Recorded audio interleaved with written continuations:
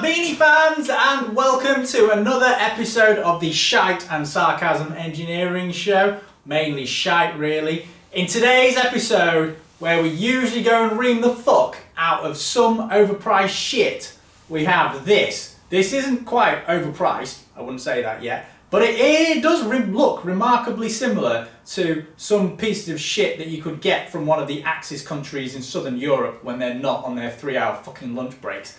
It is a Velobuild VB166R. I might have got that number wrong, but to be honest, I don't really care.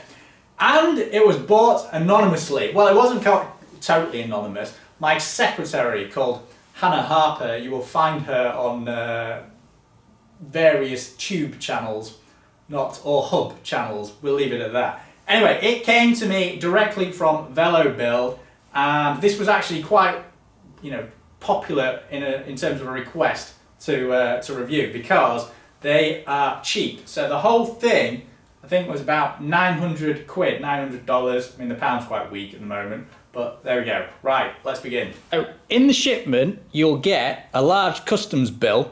Well, it's not that big, like 50, 60 quid. I can't actually remember. I think DHL charged more than the customs, but something like that, depending on where you live. So the frame, the fork, all this, which is like the accessories and things, like the headset, screws and other bits and pieces. The seat post, which has already been scratched. Well, that's how I got it. And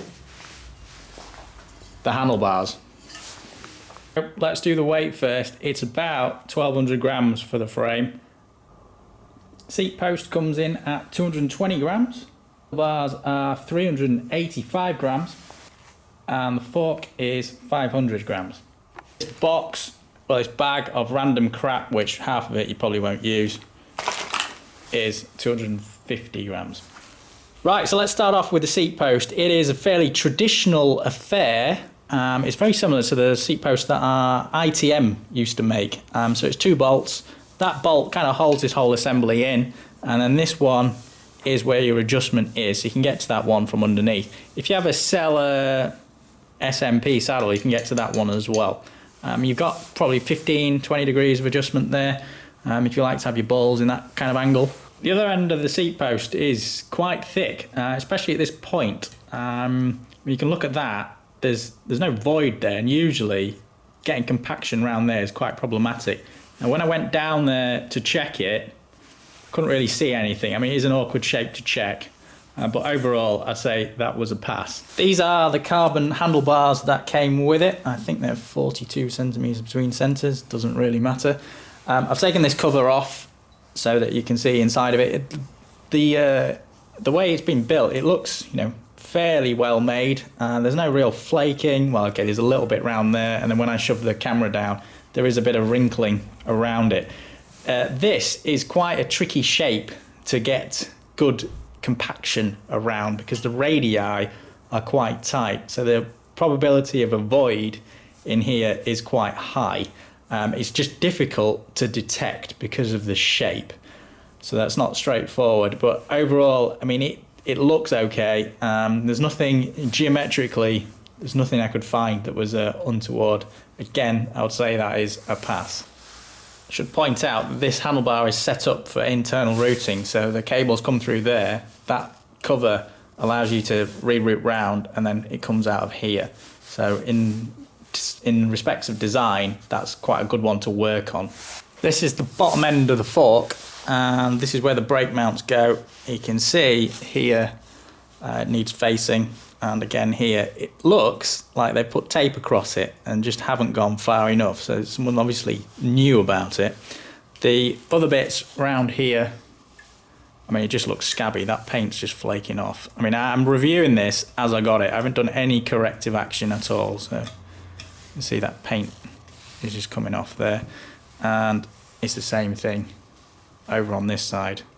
The paint's all flaking off, but that looks like it's been covered. The steering assembly on this fork is a set of conical tapers, if that's the right way of describing it. So you've got like a crown seat here that slides over onto the bottom of the fork, so it stops there, and then this bearing has a slight chamfer or taper on that part of the inner race, that slides over and locks on there. The advantage with that is you can get away with a fairly slack manufacturing tolerance, and in there may not be completely obvious, but there is a bit of play. Once it's tightened, it'll probably be all right, but I'm just pointing that out. The top set has this conical seat again that's been machined, and it's quite intricately machined, and it's got a slit in it so you can compress in and out. And again, that goes into here, into the taper. These two slots here allow you to route the cables through, so it's inside the inner race. So that will go onto here, like that. This is the internal hole where the brake line would go through, and it looks like a patch has been glued on. Now initially when I got this, I was actually concerned by this line because I thought it was a crack, but it's not. It looks like it's where two bits of the mould have gone together, and that is effectively a flash line. This isn't great because if you look in that sort of profile, it's actually starting to, it feels like it's starting to peel. I did send the pictures off to Velobuild, but in fairness, I mean, to the eye versus looking on a camera picture is quite a bit different. So that is there. Now I have stuck a camera through the insides of this, and I'll show you the pictures later. And on the inside it looks fine. So again, they didn't think that was a problem. This is the inside of the foot. It's not perfectly concentric, but for this kind of headset, it doesn't really matter. You're more worried about the outside. Starting at the back, this is the through axles, because it's a disc brake frame. As usual, these haven't been faced. I mean, I could get the ruler out and show you, but I mean, you can see to the eye there's paint on half the hole. And it may not be so obvious, but that hole there is slightly on the piss. So this is where the gear hanger goes. You see the flaky paint around there, and there's also a few runs of paint along here. They may not show up that well on the camera. Paint on this frame, and well, just generally all over it, is pretty poor. You've got like paint runs here. I mean, it's quite apparent at the bottom bracket, which I'll show you in a second. And it feels like, or looks like, there's been dust, and then they've sprayed onto the dust. And there's also small little pit marks, so it suggests it hasn't been sanded all that well. And there's like little speckles as well that you can see to the eye, and it's not showing up on camera. This is the seat tube mount, so the seat post goes in there. There's no real issues with that, it just seems to work. There's going to be a bit of play in there because I haven't put the clamp in. The bottle holder mounts, and they are scabby, to put it charitably. They're pretty awful, really. These are the bottle holder mounts on the down tube, and they are equally shitty. So there's just bubbling and crap all the way around it. They'd need probably sanding or whatever to get that off, and then you can maybe see some of these little pits that exist everywhere. This is the upper headset bearing, and I mean, I could show you with diagrams and things, but a better test for visualization is to put the bearing in. And it's a very, very good fit, excellent fit. Inside there, actually the insides of this entire frame are very, very clean. This is the lower headset bearing. Again, this seat is very good. I mean, you're having to push quite hard in there. There's no play in there at all, so that's excellent. The overall seat quality there is quite good. There looks to be, I guess it must be some lacquer because it's really, really hard that's gone in there, but it hasn't really affected the final fit. Now we come on to the bottom bracket, which, to put it mildly, is absolutely utter fucking shit. Now, whoever I mean, I don't know who's put the threads in here. Have they used a fucking hacksaw to put the threads in? I can't even thread my bottom bracket in. So this is a BSA bottom bracket. It actually came out the Look bike, so I know it works and it's been used. You can't even get it more than, 2 threads in. The reason for that is because it's just galling all over. Let's see if I can focus it. hopefully this shows up, but I've just zoomed in. I mean, the threads on it are absolutely fucking atrocious. Someone needs to be taken outside and given a severe panning for that. They're awful.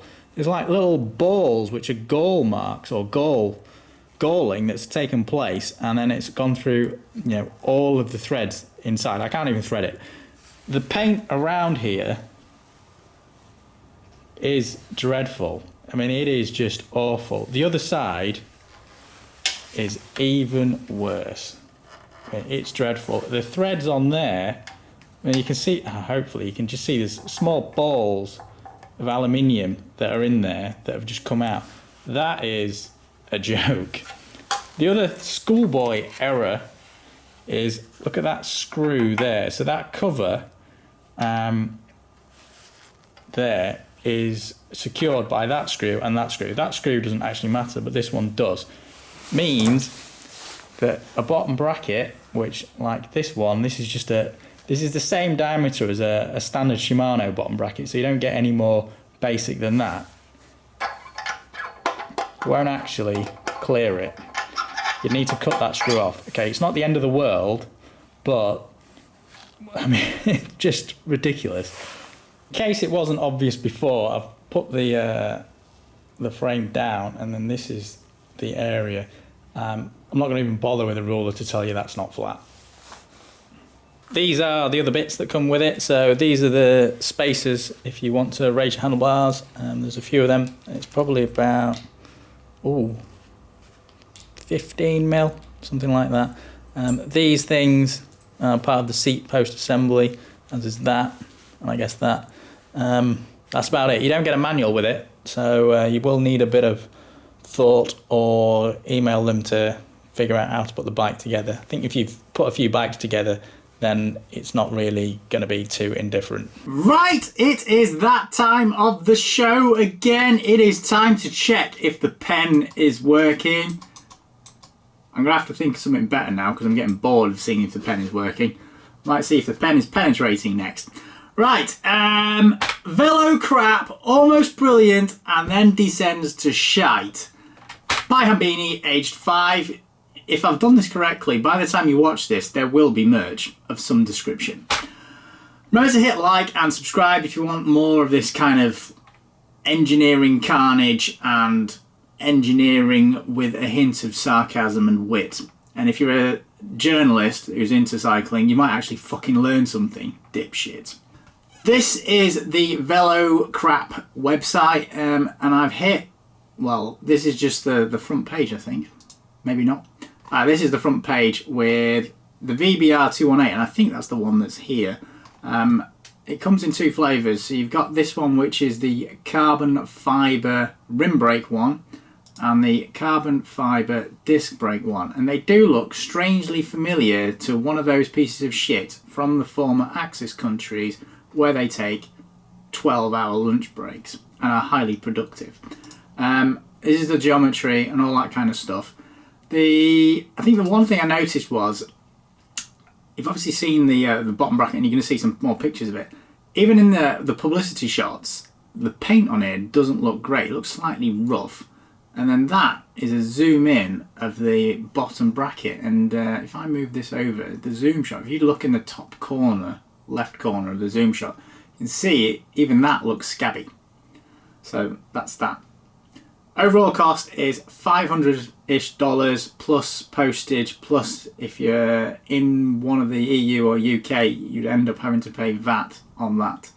And maybe duty. I mean, it tends to vary. Some of the stuff I buy from China, it just comes and nothing happens. Other stuff, you get absolutely reamed for it.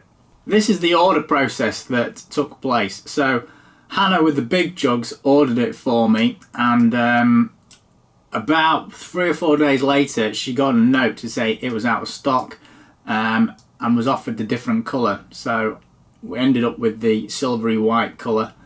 It arrived, and then I started taking pictures of it, and Velobuild must monitor my Instagram because they spotted it. And then they asked a few questions. They were very polite, and we'll come to that in a minute. These are the shots of the interior. I forget which tube this is, but the interior of this bike it's almost like Jekyll and Hyde, or two people built this bike. The interior is not that bad. So this round here is excess resin. You can see where the thing's blown up and it's like a perfect line round, and that's where you've got the end of the carbon fibre and the resin just seeps out of it. There isn't anything wrong with that. These kind of things, they are voids, and this is probably there because if you look at the tube, I've exaggerated this, it's pointy. So where the point is, you're trying to get the layer to go round basically like a V, and it's like where you point when you fold a piece of paper, the very corner piece tends to stick out. If you're ever putting wallpaper on a wall, when you bury it in the corner, because it has a bit of thickness, it doesn't always want to bend, and that's what's happening there. So one of the drawbacks in having aerodynamic shapes or tight bends is you really want to avoid them, and that's where that's coming from. And you've got some smallish things here. In fact, I'm not even sure that is one of them. Here's another shot of it. Again, it's not really that bad. Now this I put up on my Instagram and Facebook and YouTube, and it is a shot of the fork from the inside. This point here is where the penetration for the brake hose that goes to the front brake caliper goes through. So it penetrates into the fork. So you've lost a bit of material around here, basically where the hole is. I wanted to see if that was okay. Now this bond here doesn't look too bad. In fact, that looks like excess resin from when they've epoxied it in. Now this, I'm not quite sure what that is. Normally I would say that the jagged hallmarks of that look a lot like carbon fibre cloth, but I'm not completely convinced. Around the periphery of it, it looks a bit, not scabby but rough, but that's actually alright. There's not really a lot wrong with that. And this is another shot of it, and again, this thing, I'm not sure what that is. This at the back, that looks like excess resin, and it's easy, almost easy to tell because you can see the straight line that goes past it. Not straight line, but constant curvature. This is the fork from the outside, and I will draw your attention to this, which is around here and on here. It's like a patch that's been put in. It's not great, that. If I was going to say there was a weak point on this bike, I'd say it was the fork around there. And also obviously the paint, but that okay, it's not a showstopper.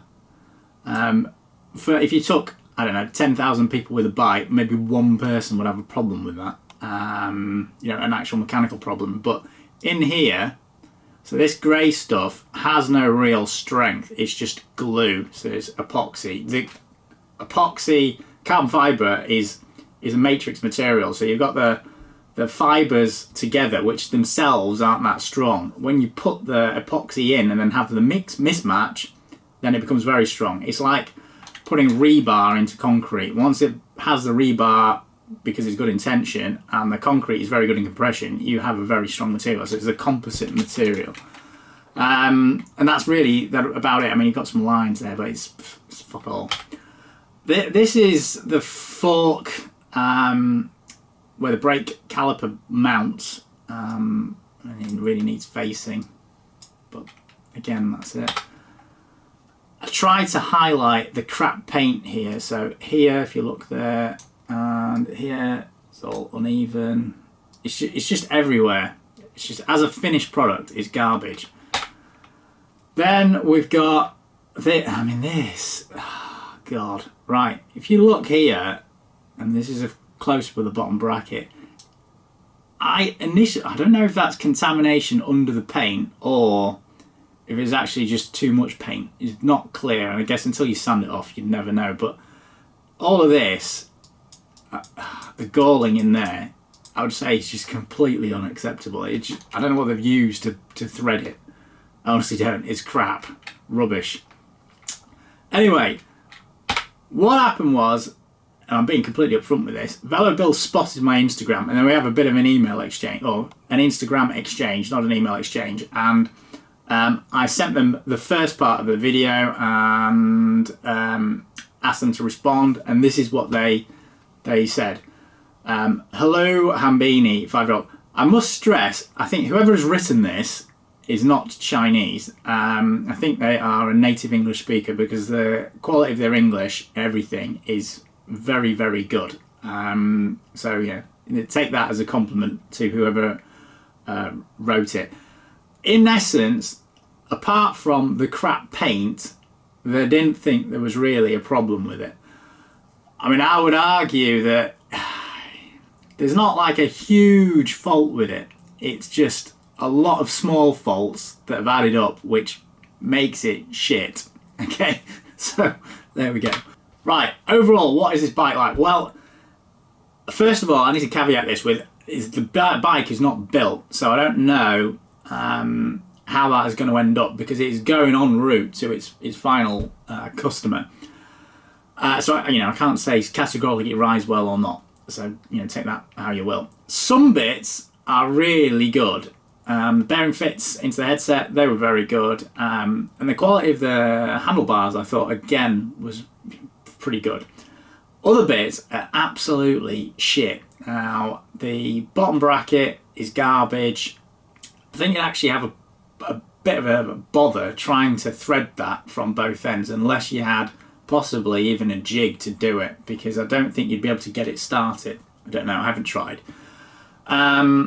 So that's crap. I mean, the paint is dire. It's complete shit. You get better paint on a decathlon bike. And now we come on to the bit, well, why would you buy the bike? Well, you'd probably buy it because it's cheap and it looks like a very well-known brand. So let's call it $800 all in. Are you getting a bargain? I would probably say not. The reason for that is because you've got to go and spend another few $100 on fixing it. So every one of those faces is going to need tarting up. So the front fork, brake caliper, rear caliper, the face of the bottom bracket, and then the bottom bracket threading, all of those would need threading, tarting up. That would have a cost. There's also the paint. Can you live with that level of paint? Now, we've seen some fairly cheap bikes on here before. I mean, the Icon was a cheap bike. I'd probably argue the Windspace is an affordable bike, and the difference there is it's not cheap. It's another tier higher, and it's probably punching well, it is punching well above its weight. It's well made. And then at the very end of the bikes, you've got the Time bike, which is probably the best. And it's not really the basement bargain. I think the other ones, like I've just mentioned, represent better value for money.